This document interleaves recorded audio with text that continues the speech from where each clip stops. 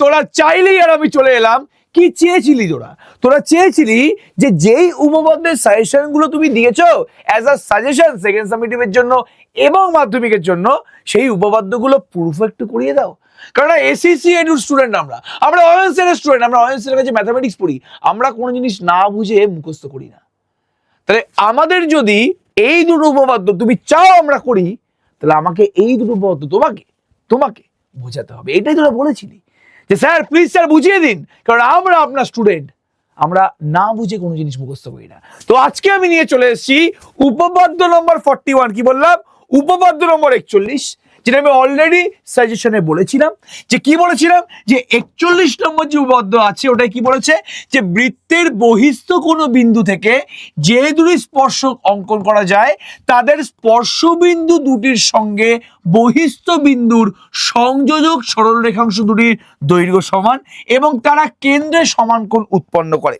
Already ছবি আমার আঁকা আছে, একটা বৃত্ত এখানে যদি দেখতে পাচ্ছিস, ওটা হচ্ছে এই বৃত্তের কেন্দ্র, আর বহিস্থ একটা বিন্দু আছে যেটা হচ্ছে পি। এই বহিস্থ বিন্দু থেকে আমি বৃত্তের উপরে দুটো স্পর্শক অঙ্কন করেছি। তোরা খুব ভালো করে জানিস যে বাইরে একটা বহিস্থ বিন্দু থেকে একটা বৃত্তের উপরে দুটো স্পর্শকে অঙ্কন করা যায়। তাহলে একটা স্পর্শক হচ্ছে পি এ, মানে পি বিন্দু থেকে যে স্পর্শকটা অঙ্কন করলাম ওটা বৃত্তটাকে এ বিন্দুতে টাচ করছে। একটা স্পর্শক হচ্ছে পিবি, মানে পি বিন্দু থেকে যে আমি স্পর্শকটা অঙ্কন করলাম ওটা বৃত্তকে আরেকটা বিন্দুতে মানে বি বিন্দুতে টাচ করছে। তাহলে ওপরে যে স্পর্শকটা আছে তার দৈর্ঘ্যটা হচ্ছে পি এ, নিচে যে স্পর্শকটা আছে তার দৈর্ঘ্যটা হচ্ছে কিছুই না পি বি। এবার আমায় দেখতে হবে যে ভাই, যে আমাদের এই স্পর্শকটা মানে এই পি এ স্পর্শকটা কেন্দ্রে কত কোণ উৎপন্ন করছে। পি এ স্পর্শকটা এ বিন্দুতে টাচ করেছে এবং ও বিন্দু থেকে মানে সেন্টার থেকে মানে কেন্দ্র থেকে যে ব্যাসার্ধটা আছে সেই ব্যাসার্ধের সংযোজক রেখাংশটা কেন্দ্রে কোণ উৎপন্ন করেছে। এটা মানে সোজা কথা বলতে গেলে এই যে পি এ স্পর্শক আছে, এই পি এ স্পর্শকটা কেন্দ্রে কোণ উৎপন্ন করেছে এটা, আর পিবি স্পর্শকটা কেন্দ্রে কোণ উৎপন্ন করেছে এটা। তোমায় প্রমাণ করতে হবে, কি বললাম? প্রমাণ করতে হবে যে স্পর্শক দুটো আছে এর দৈর্ঘ্যটা সমান, মানে পি এ আর পিবি সমান, এবং এর সাথে আরো একটা জিনিস প্রমাণ করতে হবে যে পি এ স্পর্শকটা কেন্দ্রে কোণ উৎপন্ন করেছে কত, পি ও এ। তো অ্যাঙ্গেল পি ও এ এবং অ্যাঙ্গেল পি ও বি এরা দুই কোণ সমান। পি এ স্পর্শকটা কেন্দ্রে কোণ উৎপন্ন করেছে পি ও এ, আর পিবি স্পর্শকটা কেন্দ্রে কোণ উৎপন্ন করেছে পি ও বি।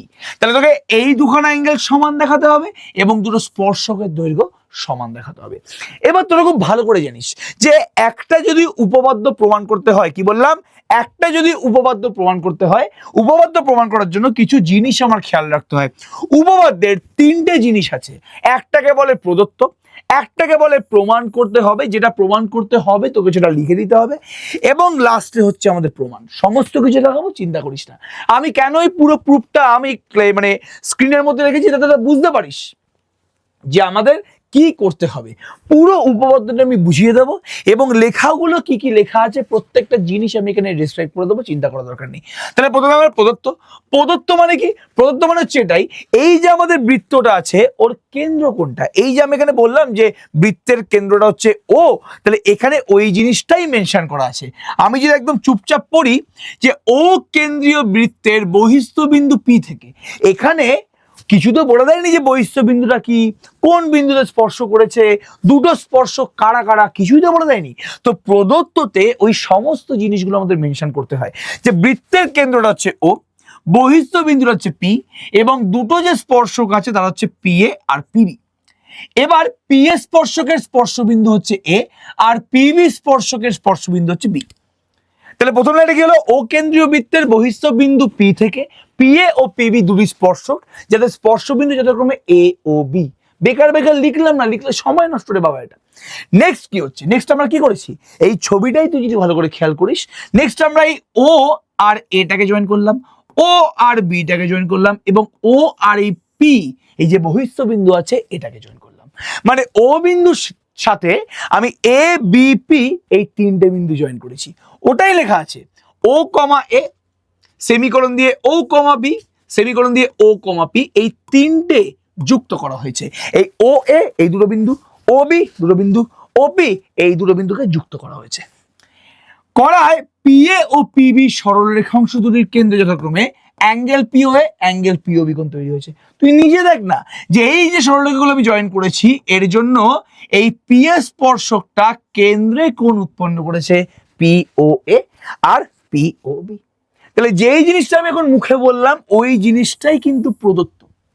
তাহলে কি করলাম, এখানে বাইরে বহিস্থ বিন্দুটা মেনশন করলাম, সেন্টার কেন্দ্রটা মেনশন করলাম, সমস্ত বিন্দুগুলো জয়েন করে দিলাম, ওটাই হচ্ছে প্রদত্ত।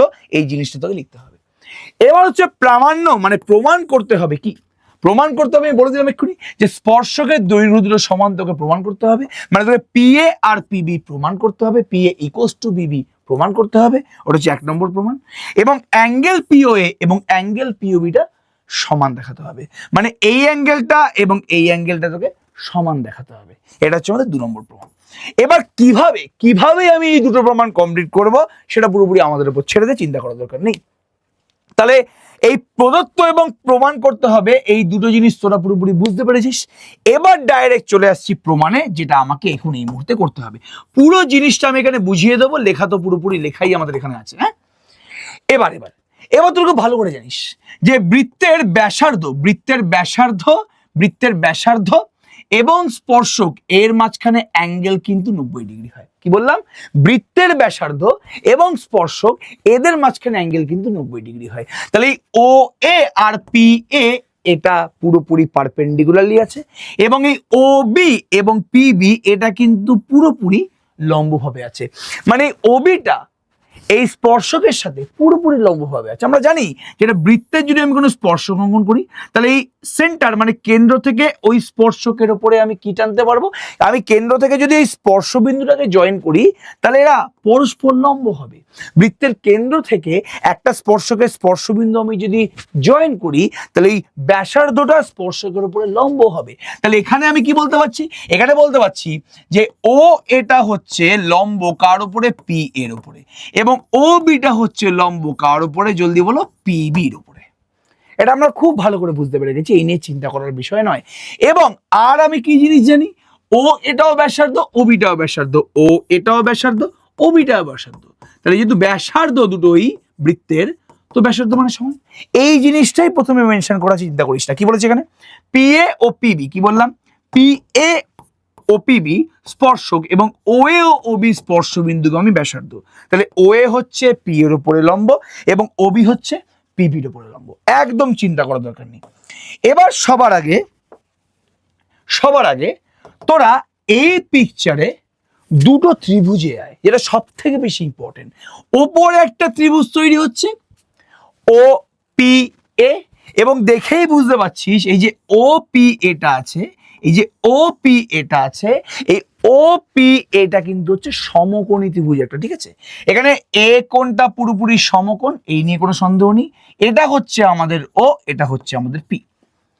পি ও এ কিছুই করছি না আমি এখানে, এটা হচ্ছে পি। এই এ কোণটা হচ্ছে 90 ডিগ্রি মানে সমকোণ, এটা হচ্ছে আমাদের ও। আরেকটা আমাদের ট্রায়াঙ্গেল আছে, মানে ত্রিভুজ আছে পি ও বি, এটাকে আমি সাইডে আঁকছি। কি বললাম, পি ও বি।